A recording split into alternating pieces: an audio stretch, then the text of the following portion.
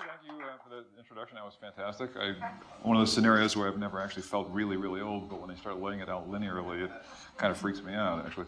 I'm thrilled beyond belief to be here myself because, first of all, Nick Mason is obviously a great band. He's with a great band. He's a great drummer, but he's a guy that actually was inspirational for me when I was a little jerk about 14 years old to get in a band, and we actually called ourselves the Intergalactic Space Force because I was so hung up on the back cover of Umaguma, in which the dude basically laid out every possible, percussion instrument there could be. I just stared and stared and stared at it. So, without much further ado, he's here. One of the reasons he's here, of course, is because Pink Floyd will soon be releasing, actually next week, a massive amount of their catalog in newly refurbished editions. They're going to be great. From what I've seen, it looks like any Pink Floyd fan's dream. And we spoke a couple of months ago, had a great time doing that, and I think you're going to find him a great guy, a funny guy, and a very sort of a rewarding listen by any means. So I will ask Nick to come on up and let us proceed. Mr. Mason.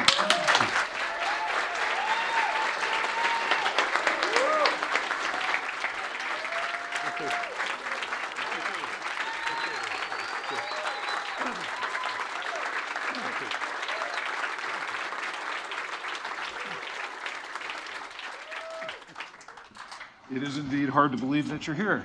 And it's so good to see you. Thank you. Pleasure to be here. Thank you.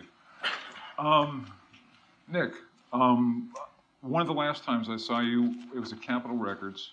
You were basically being part of the announcement of these reissues. And you said a few words, and one of the things you said that I thought was absolutely fascinating as a consumer was this. You mentioned that one of the things that you found compelling about these reissues was the fact that now more than ever it seemed like you wouldn't use the words the last chance, but it seemed like with music being sold digitally these days and the lack of people like me looking at Umaguma covers because it's hard to buy them anymore literally in vinyl, that this might be kind of one of the last shebang, so to speak, of great physical product and that sort of thing. And I mean, I know you're intensely aware of that sort of thing. So what's your take overall on, does that make sense to you? Like, what does this mean in terms of physical product in Pink Floyd's catalog? What's the oomph for you there? Well, I think I did say that I thought it was the sort of last gasp of physical records, and I think that may well be the case. I can't see us going back to that sort of system. I think it will be downloading forevermore. But I think I'm beginning to feel a little more positive about this the whole downloading business taking over, because I think initially I was disappointed at the thought that all that great artwork would sort of disappear and there'd be no more of it. And all the things Storm had done over the years for us, but all the other artists who'd worked on those sort of, on those sleeves and covers and books and so on. But the reality is that in many ways, the CD booklet is a very disappointing piece of stuff. What I really like is a proper vinyl cover. You can get it out. It's just, the line I've used is, I've said it's a little bit like the Japanese tea ceremony. It's the whole thing, taking the record out, getting sure there's no dust on it, putting it on, all the rest of it, and then you roll a big spliff on the... the whole thing's complete. But obviously, in the 21st century, that isn't the acceptable behaviour. But I think the reason I'm feeling sort of a bit more positive about it was that in fact, on the flight over, someone showed me the sort of download that comes with the Bjork album. And of course, this could be a fantastic future for add-ons to music. And I suspect, in fact, what will happen is we'll actually have really great visuals that will be done to come with virtually any music you choose. And we'll just have the big screen somewhere. And we'll move on like that. And of course, hopefully, if there's a big screen, there's a fair chance that everyone will then have some decent speakers. There is something a little disappointing about the business of going to all that trouble to make all these fantastic, clean-sounding records, and then see everyone listening to them with these little things in their ears. That's great. Well, in the course of actually examining your catalog thoroughly, it must have been an opportunity for you on a business level to re-listen to a lot of the stuff that you've done, maybe just to hear if everything sounded right. And I would imagine that since you participated in all those recordings, it wasn't something you'd like to do or had done much in the past, so to speak. So did the re-listening, so to speak, that you did that bring any kind of like, new notions about what you did? Was it inspiring? Was it a drag, et cetera?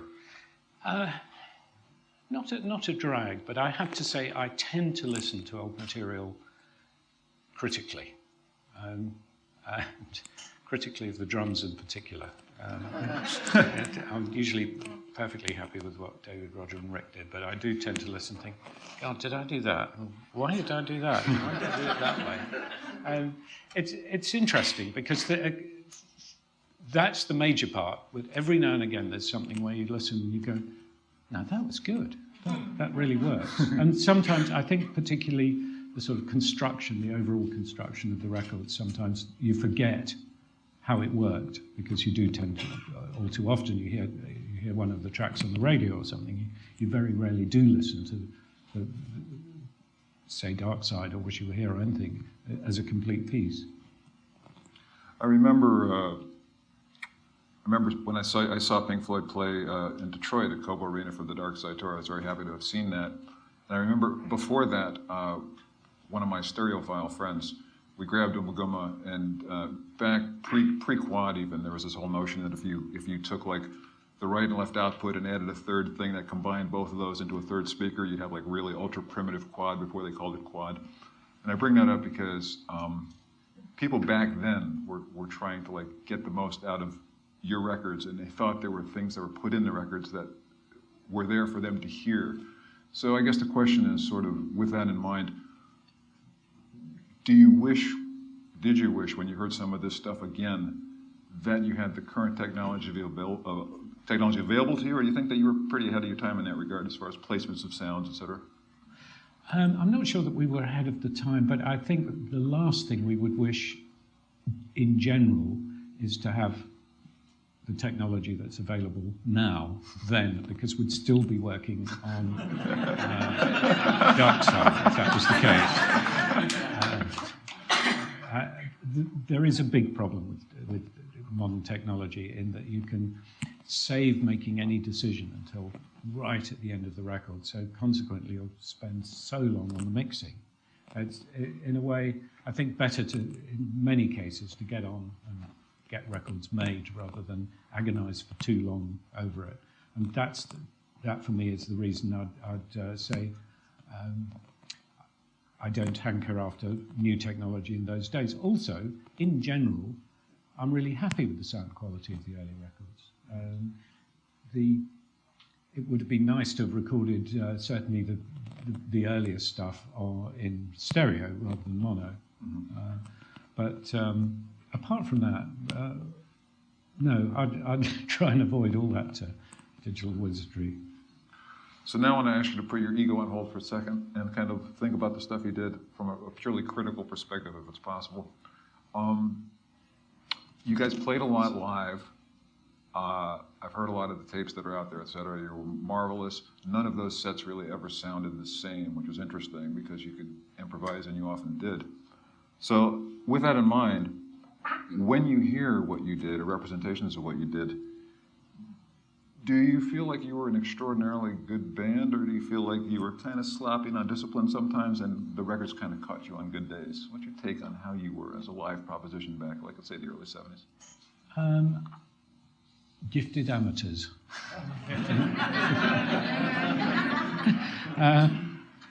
No, I think... what to say about that? I think it's different members of the band, but certainly from my point of view, I'm sort of very conscious really now about how, yes, people say, when did you start playing the drums? And I say, 13, 14, whatever. But what I did was I just messed around a bit from when I was 13 or 14. I didn't actually start playing seriously until we actually were in a working band. Whereas, one of the things that came over rather clearly to me a year ago was I was asked to help judge the Young Drummer of the Year competition. And I sat there as this kid played. And I was sitting with a bunch of Ian Pace and Carl Brazil and 2 or 3 other really great drummers. And we watched this kid and we looked at each other and went, how does he do that? it was absolutely mind-boggling how good the playing was. And, you listen to how you played 20 years ago or something, and it's difficult not to feel, really. Very good. I think a lot of us who are long-term fans were really excited at, although we couldn't be at the show, seeing the photos, I think, of Roger's tour in England, in which both you and David and he were just on the stage at the same time, and that sort of thing. That was an inspiring thing to see for all of us that liked you very much. It just brings to mind all the history. There's a lot of history between the members of Pink Floyd, this and that, and the notion of all of you being in the same place at the same time, for somebody who really follows the band and likes you guys very much, is interesting as can be.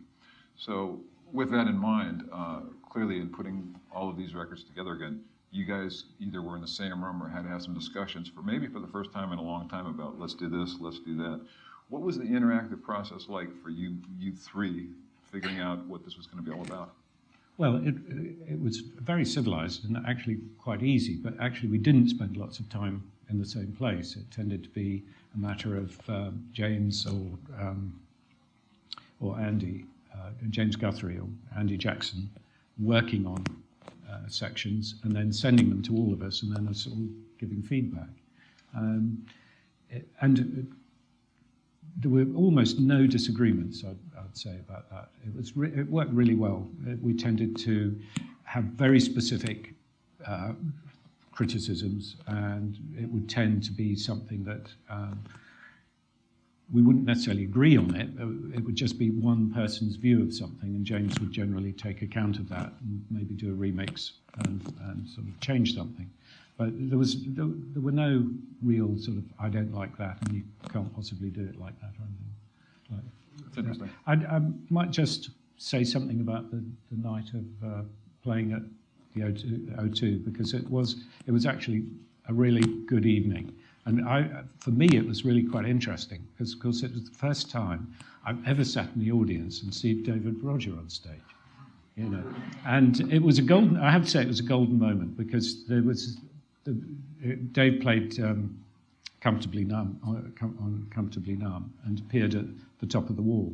The interesting thing was that the light sort of hit him, and it was most of the people there. There'd been talk about whether Dave might play at some point or whatever, but it was astonishing how the whole room got it immediately and realised it was David up there and not Snowy or whoever normally does the part.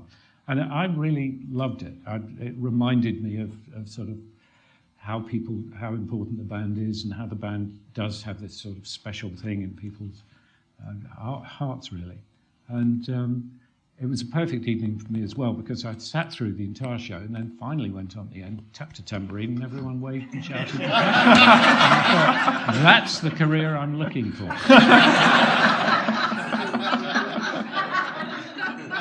That's good. Just a few more questions about you guys and your respective opinions about the record you made, because everybody here is obviously a huge fan of everything you've done. All of us, I'm sure, have our own unique favorites, different phases of the band, that sort of thing.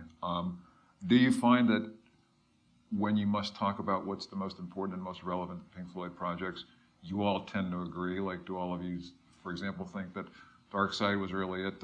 Do you, for example, think, no, Metal was my favorite, everything after that was blah, blah, blah? I mean, you know what I'm getting at.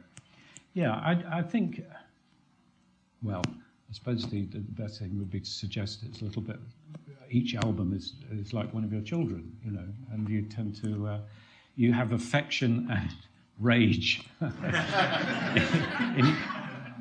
I I was going to say in equal parts, but that's not true for my children anyway. There's such sort of markers in your life, really. So you have, and so the album is not only about the music, it's also about what was going on in your life at the time. So a favourite album might be, an earlier one, or it might be, for me, actually the last one, Division Bell, because I really just loved the touring that we did with those last two albums. I think more than albums, it tends to be tracks as well, because that becomes not so much about the album, but whether you play it live, and if you've got favourite songs to play live, that also tends to be sort of almost more important than the album. Is there like any particular moment, say, that you can say this was us at our peak, this is us at our peak? I mean, is there like something that just kind of sends shivers that you can't believe you're fortunate enough to participate in? No, because I think there were various different stages, really. I think there were,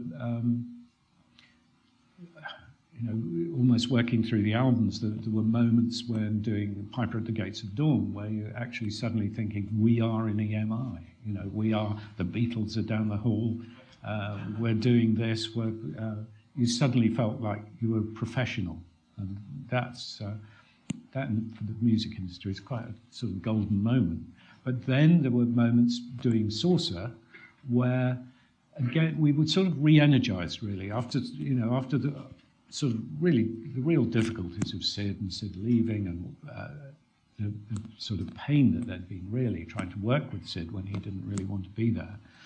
Refinding ourselves and recording Saucer from that point of view was absolutely terrific, and really working together on particularly something like the title track, which was, Roger and I were sketching out how we thought the thing should go, and Rick was working on the Rats and the piano section, and so that was great. Dark Side, again, pretty good in terms of working together. And something like Wish You Were Here. The great thing with that was finally actually getting an album completed, because it had been such a struggle, and we'd worked our way through the sort of non-event of the Household Objects project and things like that.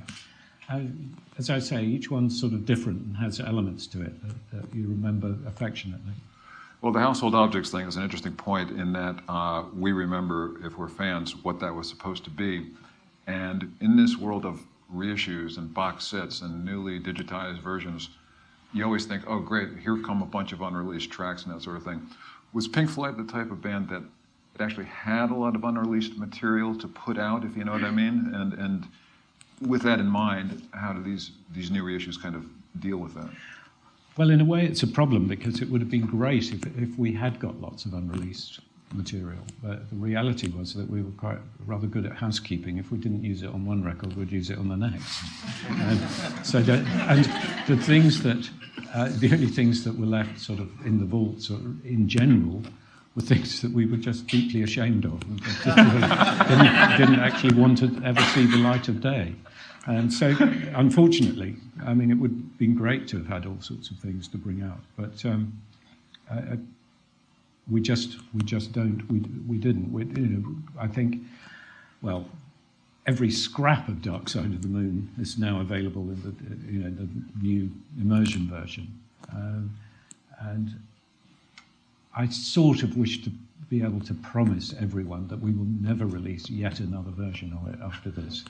That would be it. I do apologise if I find myself up here in 3 years' time going.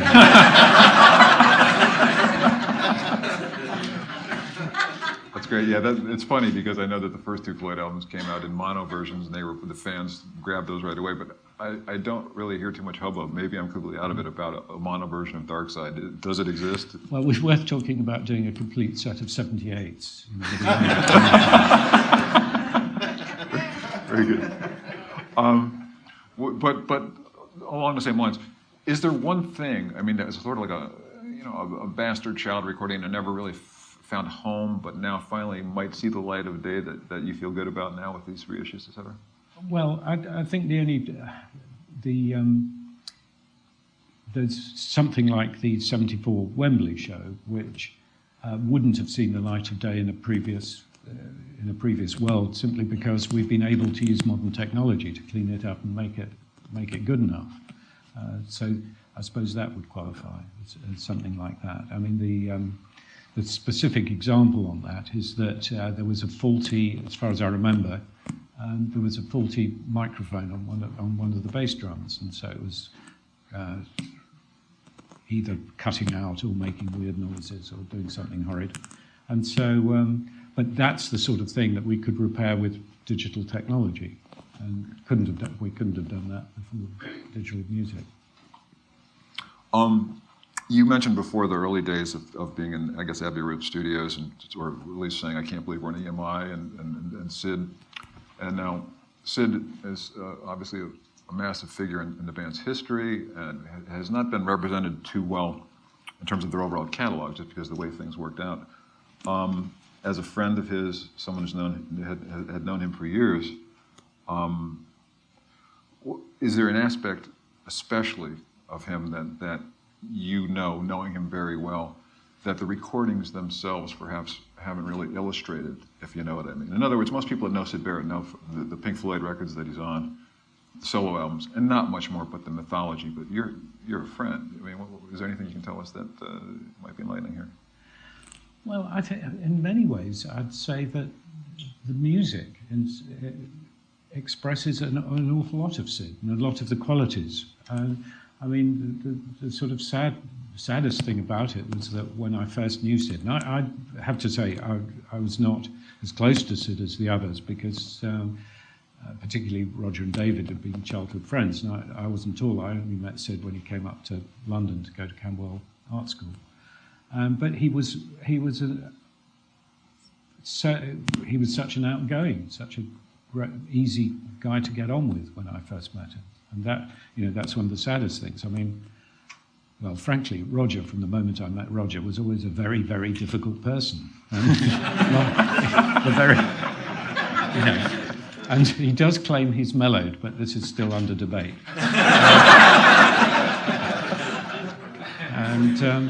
So Sid's music, there's the sort of Wistful to Gnome and Bike and so on.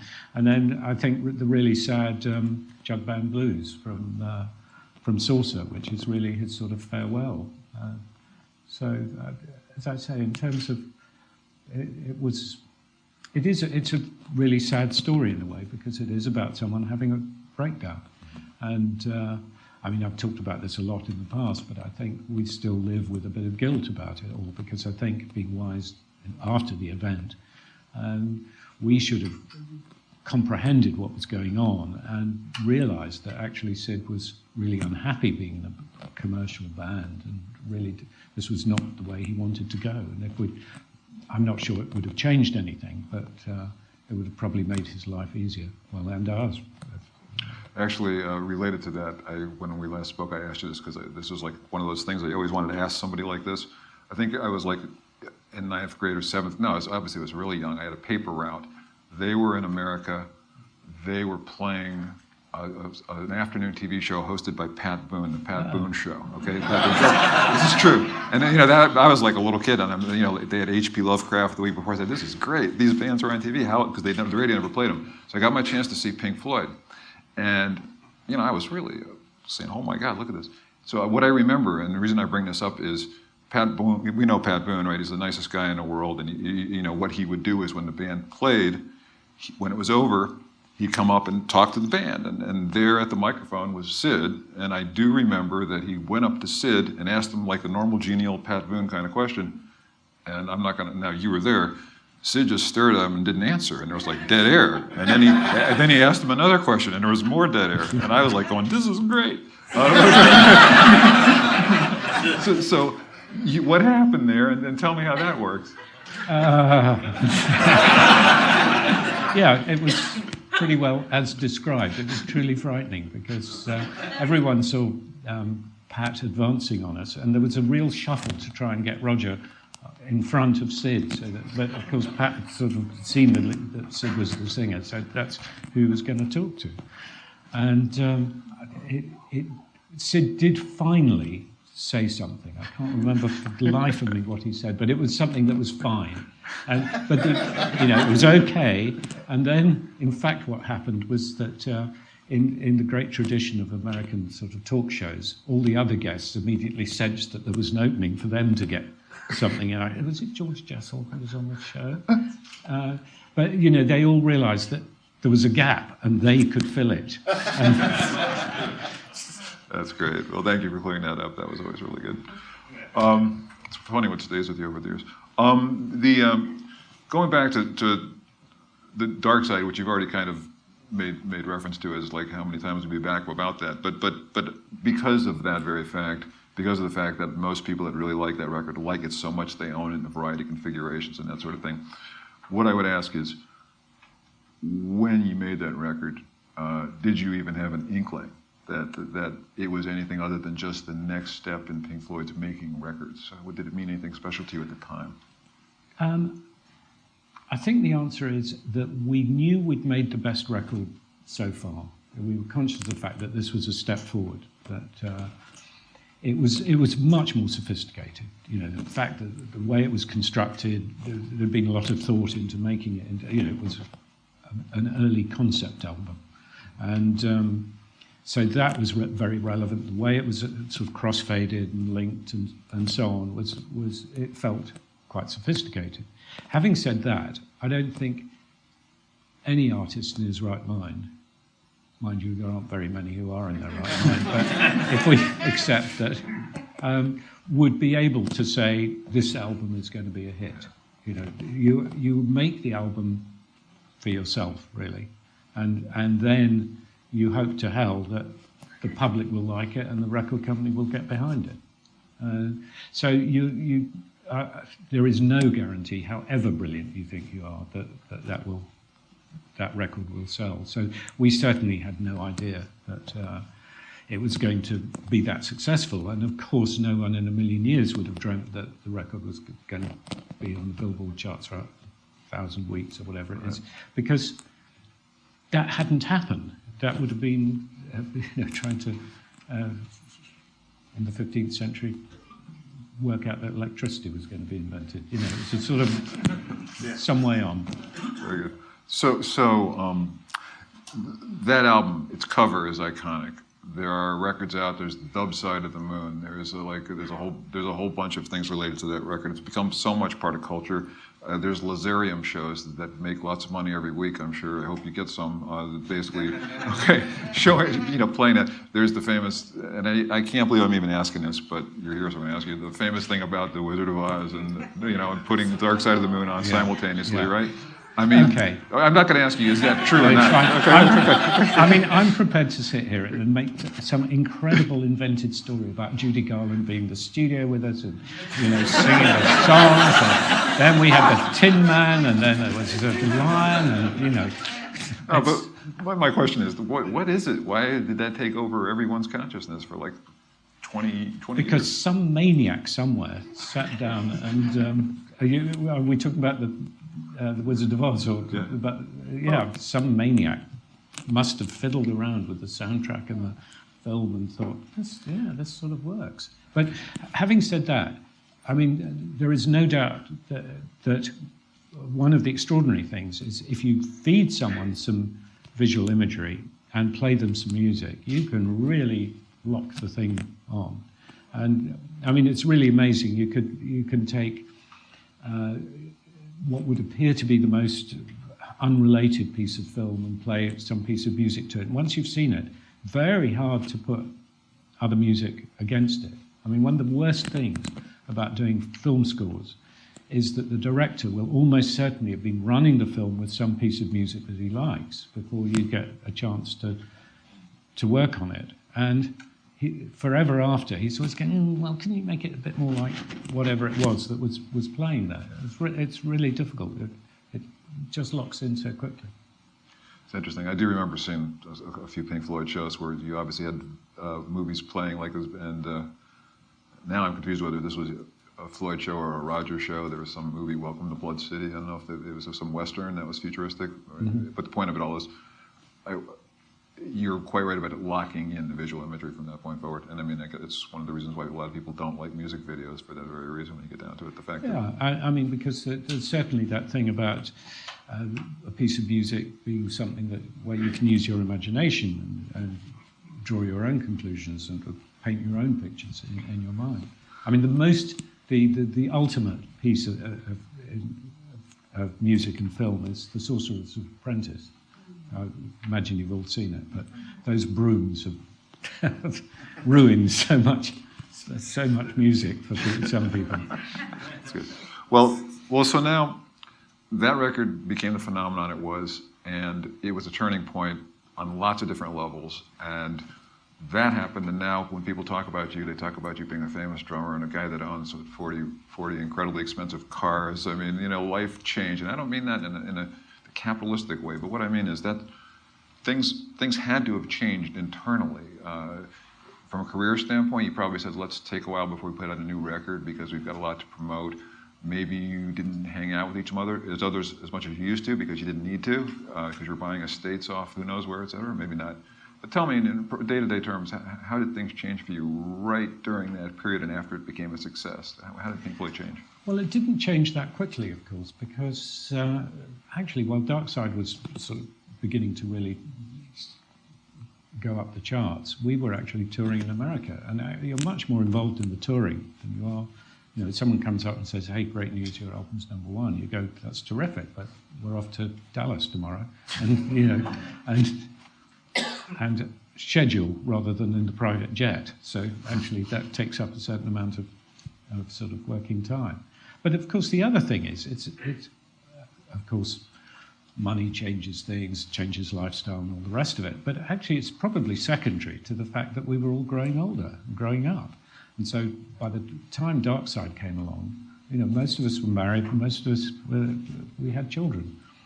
I tell you, children do change your life in a way that money doesn't. Anyway, I'm not talking about parenting tonight. We're going to move on. Okay.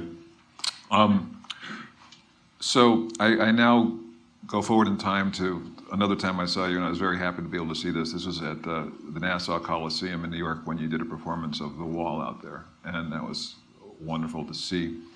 And in the course of, say, Dark Side and the records that came between that and The Wall, much as I love The Wall, and I still think it's a fantastic Pink Floyd record, if I would play those back and forth, I think this sounds like a great rock band playing great rock music. The Wall, I think this is a fantastic record.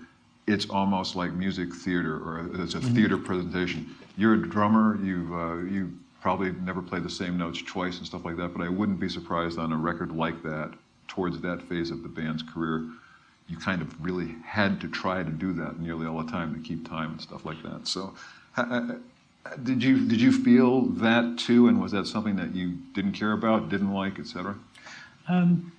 Well, you're quite right. The drumming on The Wall is very much more specific and sort of constrained in terms of needing to be played in a very almost the same way all the time. I don't know if how many of you have seen Roger's Wall show, but good, very good. Well done. I'll take the names of anyone who didn't put their hand up. And tell Roger, then you'll be in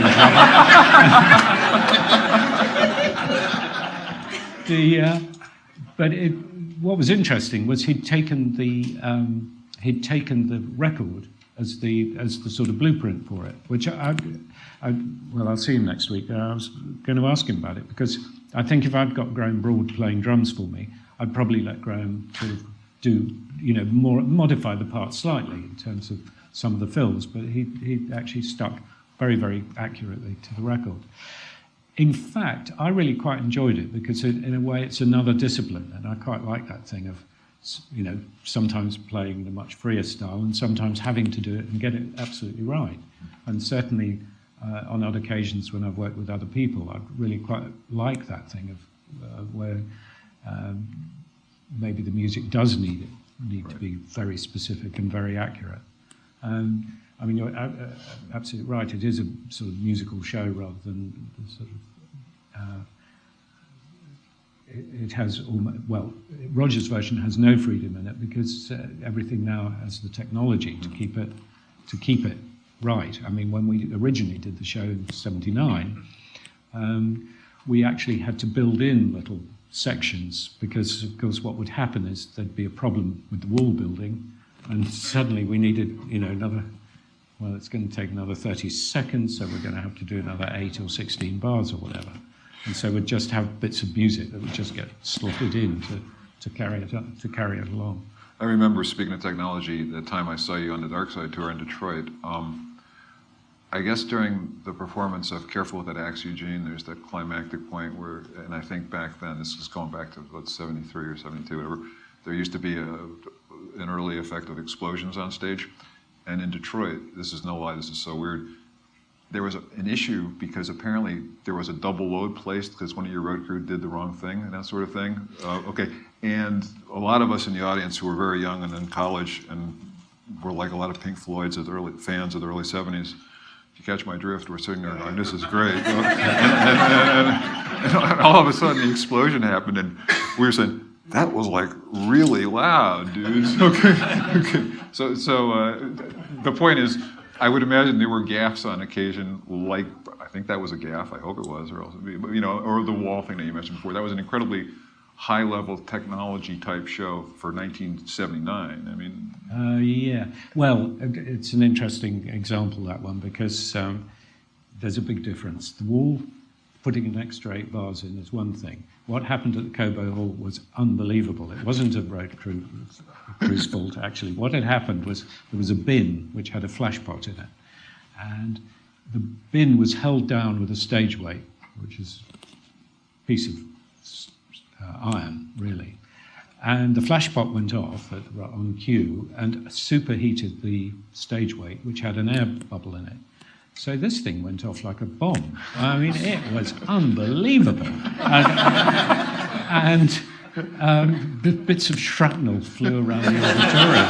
And there was one guy, I think there was someone in the front seat who caught one of these pieces of metal. He was okay, but because he was back for the second half. But it was shattering. I mean, we all were there. First of all, none of us could hear anything after that, so we were looking at each other, trying to work out what had happened.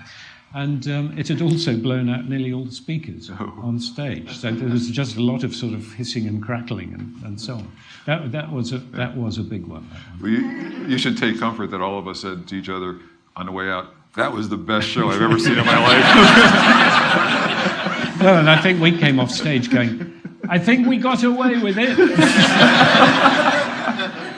Okay. Moving on. One of the highlights of the new reissues is the great version of Wish You Were Here, which actually features the famed French violinist Stéphane Grappelli and that sort of thing. That's not something I think most of us would have thought would even happen, that you might be in a studio with someone like that. Tell us a bit about that and how that took place. Okay, well, this, I have to say, there'll be a few people who've maybe heard this story before, because in some ways this is my favourite item that has come out of this whole enterprise. And this was, while we were recording Wish You Were Here, we were in Studio 3 in Abbey Road, and Yehudi Menuhin and Stefan were working on an album.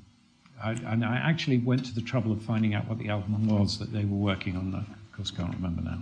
But and in sort of the tradition, really, of Abbey Road, people sort of wandered in and out of each other's studios and came and said hello and so on. And Yehudi and Stefan were brought in to say hello, and someone was, had the courage really to suggest that they play on the record. And for Stefan, it was really easy because he's an improviser, a jazz violin player. For anyone who doesn't know, worked a lot with a French guitar player called Django Reinhardt. Unfortunately, Yehudi Menuhin, there is this problem quite often with classically trained players that they find it really, really difficult to improvise. And so Yehudi wouldn't play on it. I think he just felt he couldn't do it. But Stefan played, and it's a really charming piece. I think it sounds terrific, and I'm still puzzling in a way as to why we didn't use it originally, because I think it sits really, really well with the music. So one of the things that one would note as a fan is that in the ongoing reissue program that EMI is doing here, there are I think 3 albums that are being selected for incredibly special treatment. One's Dark Side, one's Wish You Were Here, and one's The Wall, if I'm not forgetting one. Okay. They come in various versions, immersion versions. They're kind of incredible. If you're a fan, I mean, people would want them. They're really good. They're not excessive, I think, in terms of like offering something for fans. Is it just something as simple as those 3 because they sold the most? I don't know that they did. Or I mean, like, did the public's taste for what constituted a great Pink Floyd album coincide with Pink Floyd's idea of what was a great Pink Floyd record? I think it's a sort of combination, really, that they're always seen as the most important, most successful albums. The fact of the matter is that looked like the best place to start because of that. I mean, if people really like them, it'd be great to do, maybe not Piper on its own, maybe we do the early albums in an immersion version with some more detail. We certainly have got a few demos that, in fact, I think that I've kept, that were of the band before we signed with EMI. We did 4 or 5 tracks that were done at a studio somewhere in, I think, it's in North London.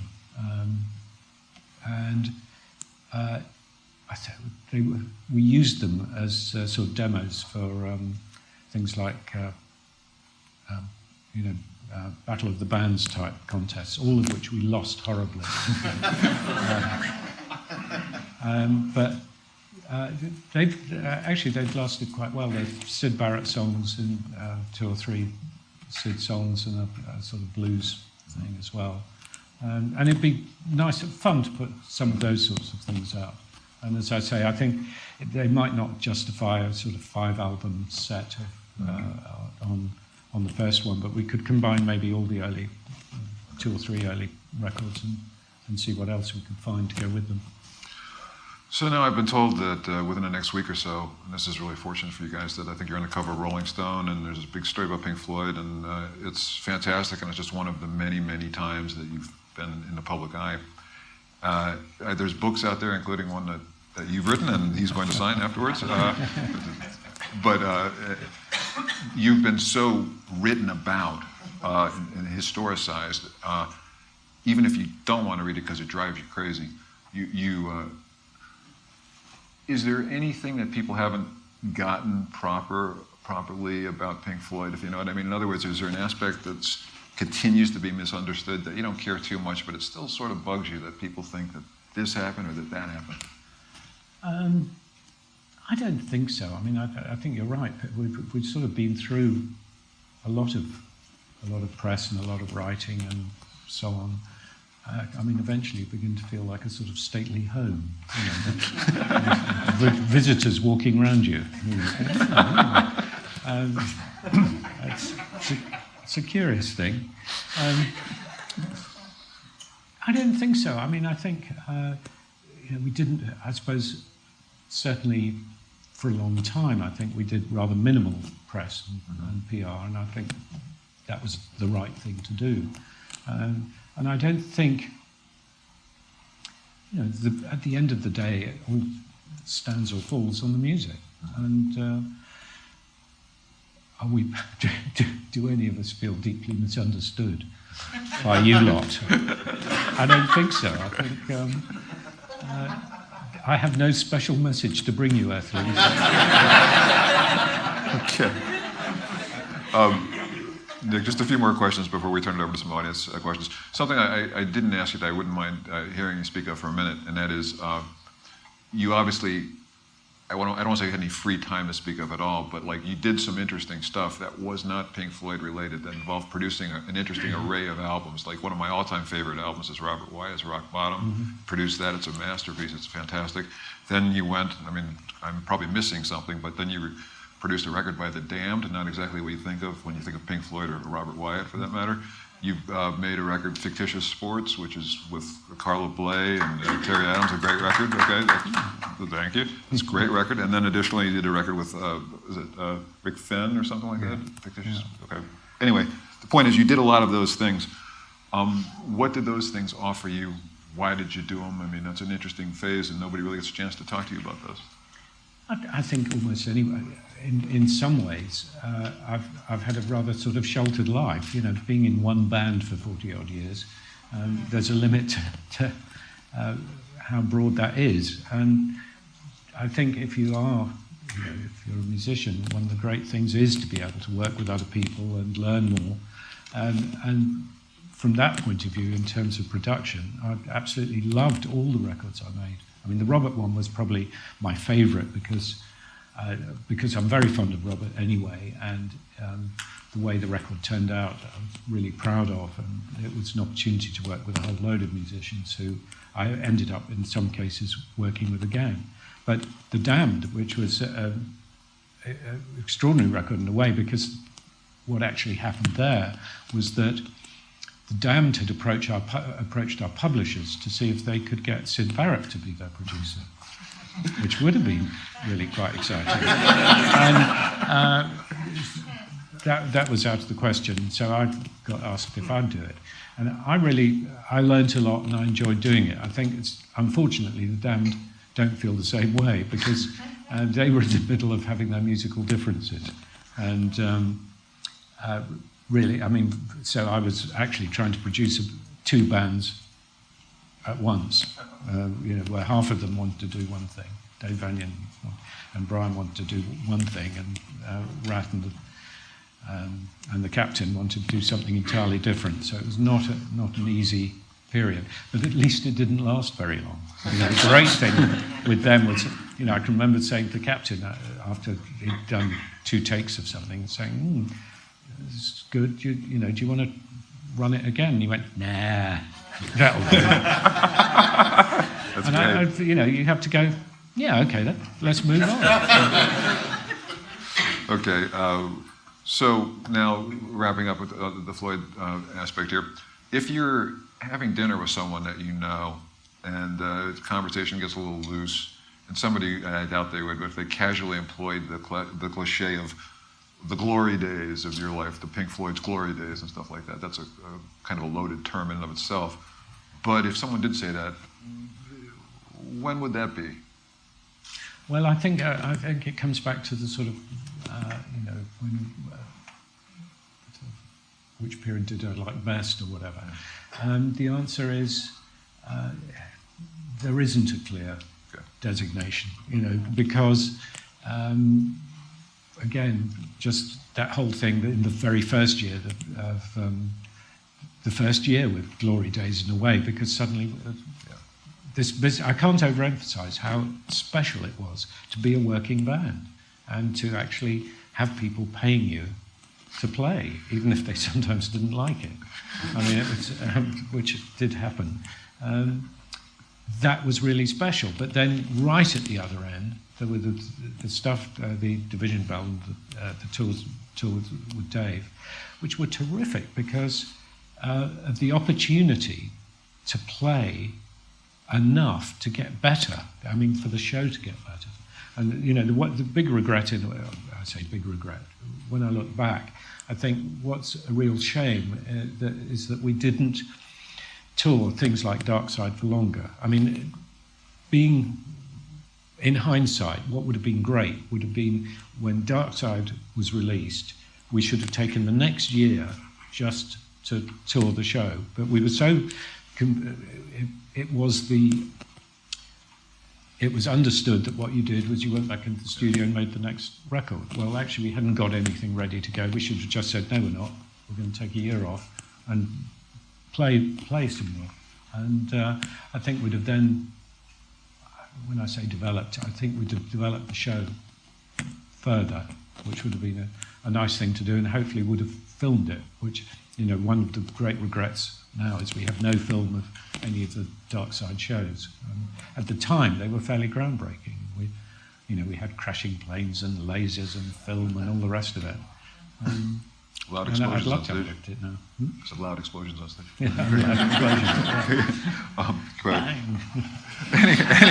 Anyway, the last question I'll ask you is one that I'm sure everyone wants to know the answer to, and I'm sure you get asked this nearly every day by people that you don't know, and is what is the status of Pink Floyd at this very moment? Well, it's dysfunctional. There are no plans to do anything. I mean, and I have to be very careful with this because at the back of my mind is the possibility that maybe we could do another, a sort of development of Live Aid, really. But I think the one thing that might make it happen would be to do something, as with Live Aid, that you do something for the right reasons. I don't think we'd work together again for money. David, when he's asked, he goes, no way, never, wouldn't do it. But that's what he was saying before Live Aid. So you never know. But my sort of, I suppose, what I would like would be to find that we would do something. I don't think we'd ever go back in the studios, but I think we would play live for the right reasons. If we could do something truly worthwhile, and we could do that other people couldn't for some reason, then I'd hope we'd sort of rise to the occasion. That sounds great. Well, I'm sure that all of us are, on the basis of these new releases, going to be listening to all the recordings, and it's been an impressive array. And maybe if you don't go back to the studio, you got nothing to lose, right? You will make a bad one, which is fantastic.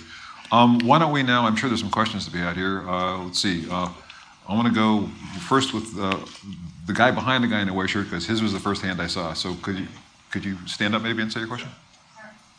Mr. Mason, I just want to say, it's a great joy to see you and hear your words after what seems like quite a long time since you were here in Los Angeles with Roger at the Hollywood Bowl. My question is, following the Live Aid performance, the reunion, long-awaited reunion that thrilled fans worldwide, yourself, Mr. Waters, Gilmore, and Wright, you did a handful of shows with Mr. Waters. Mr. Gilmore and Wright did their On Island tour together, but I hadn't heard of any further collaboration between you and Mr. Wright. And I was wondering if, and I apologize if this is a delicate question, but if you had any studio time together or had a live performance following Live Aid with Mr. Wright? I think the answer is I did a show with Dave and Rick at the Albert Hall, I think, when he was doing his On an Island tour. So the answer is yes, I've done a little bit with Dave and Rick when they were together. But of course, with the sad passing of Rick, I mean, we're not going to get back there again. Okay, fellow in the white shirt, since I pointed you out before, then we'll go. All right. Yeah, in the recent issue of Record Collector, you state that you've received a fan's bootleg record collection from a widow. Since you also state in that interview that nobody really saved anything, is there any chance of reaching out to fans for some of the stuff that you say has gone missing? Well, I'm not sure that stuff's gone missing. You're quite right. That as I left, what's today, Friday. On Wednesday, I was in the office looking at this stuff that had arrived from Southampton, and it's extraordinary. There is so much stuff there, and I think he must have collected virtually every show we'd ever done and got the bootleg version. And I will listen to some of that. And I have to say we've never had a proper fan club, and I think we always felt that it was something that we didn't particularly really want to do, and I think it was the right decision, because I think if you do have fan clubs, then you have to look after them properly, and we would never have done that, and so we're not very good like that. Short attention span. Great for 6 months, and then what should we do now? But there is a lot of stuff out there, and we have actually had help from various different people. There's a guy called Vernon Fitch, who runs the Pink Floyd archives. And I have to say, I do sometimes get onto Vernon and say, Vernon, you know, where were we then, and who did what, and who was that person, or whatever. So we are aware of fans and that they do have sometimes information or things that we don't. And I've been doing quite a lot of trying to find out what we've got in the way of film and video and so on in particular, rather than just music. And it's amazing what comes out of the woodwork. And, anyone in that sort of position, thank you very much. Because Vernon and I went to college together. I think that's so funny. Okay. Really? Yeah, Michigan. Yeah, that's funny. Over here. I was just wondering, when searching the archives for unreleased material for the new reissues that are coming out, did you come across any audio or video material from your North American tour of 1975 or your world tour of 1977? Almost nothing. I mean, again, the problem is that the only times we really recorded properly with multi-track live was when we actually knew in advance we were going to put something out. And of course, something like the sort of Wish You Were Here tours, the 75 and the Animals tours, we were introducing the new studio album at the time, so it never occurred to us that we'd want to record, you know, make a live recording of it, because it was all sort of too new at the time. So that's, I think, why there just isn't anything from that period. So nothing at all has come up at all? Nothing at all. Oh, that's disappointing. Listen, I feel the same. Why don't we get that fella in the back with the black shirt right there? Yeah, you. Yeah, please. Thank you. My name is Scott Stevenson, and I wanted to ask you about that fictitious Starts album. I love that project. Could you talk a little more about working with Carla Bley, and specifically about a hilarious song on that album I always love called Booty You Should? The reason I ended up working with Carla was through Robert, because that was the big connection. Robert was the sort of the point of contact for all those sort of American jazz players, and it was through Robert I met Carla and Mike Mantler, and then Mike came to the UK. And he needed some help with an album he was making, and he wanted me to come in and help mix it. And so that was the sort of connection. And then what actually happened was that when we were doing whatever record deal, sort of re-signing with EMI sometime around the making of The Wall, the new contract gave us all the opportunity to make a solo record. And I had no intention of doing a real solo record, because there's a limit to how many people want to hear a 40-minute drum solo. And even I get bored with that. And so I really loved Carla's music, and so I talked to Mike and talked to Carla. And really, it's really a Carla Bley record, but sort of driven by me. And most of it, Robert was involved in it eventually. But this track, who's the girl? I'm trying to remember the girl who sings on it. There were some great players. Steve Swallow was an absolute joy to work with, who's the bass player who works regularly with them. And for me, again, it's this thing of, it's an education working with people like that, because they have a completely different way of working. I mean, working with Mike made me have to learn how to read a drum part, because the music is so complex some of the time that you can't remember it all, and you just need to be able to see it on paper and go, oh yeah, no, it's that. Very good. How about you over there, Miss? Hi. Hi. First, I want to express my honor because, Pink Floyd has changed my life in a good way. Good. Always worried that maybe it changed it the wrong way. I'm very, very happy to see you like personally. And I really want to ask about, can you tell some your personal experience from playing at the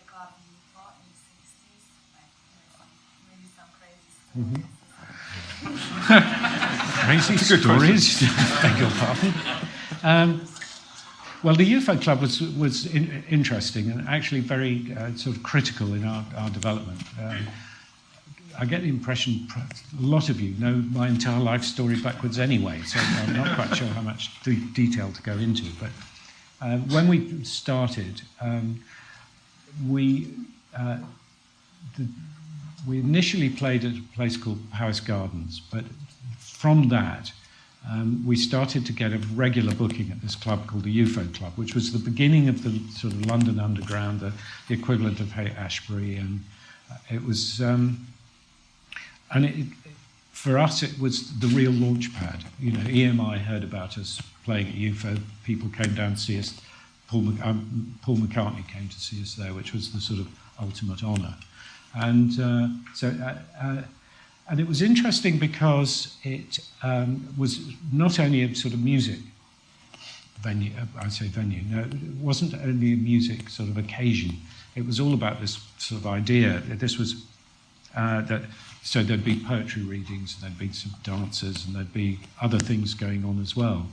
And in a way, it was a wonderfully sort of naive at one level, because it was interesting how once all this new music that was coming out of this sort of this environment, and that's the soft machine, and then even the established bands suddenly started wearing William Morris print trousers and perming their hair and wearing beads and things. Suddenly, how that just swamped the whole thing and drove all the poets and dancers out. I mean, it was sort of brutal in a way, but it was a weekly. It was a club that only occurred on a Saturday night, only occurred after midnight because there was a cinema next door that couldn't tolerate loud music as an alternative soundtrack to whatever was playing. But it was quite special at the time, and the very first English light shows were there. It was developed by the people who were publishing the International Times, which was sort of.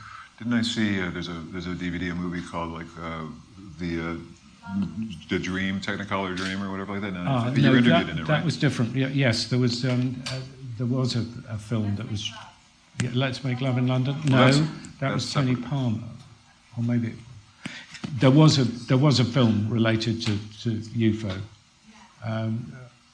Was it Graham Whitehead? Peter Whitehead. You got some fans here, dude. Why doesn't someone else get up here and tell us all about it? Okay. But the Technicolor Dream was later. That was at Alexander Palace. Yeah, because I know you were interviewed in it, and I think that it was about the International Times, so the fellow Hoppy, whatever the Keith. Yeah, okay. that's right. Yeah. Sorry. Over here, the fellow with the big stick, whatever that is. Just use the expression.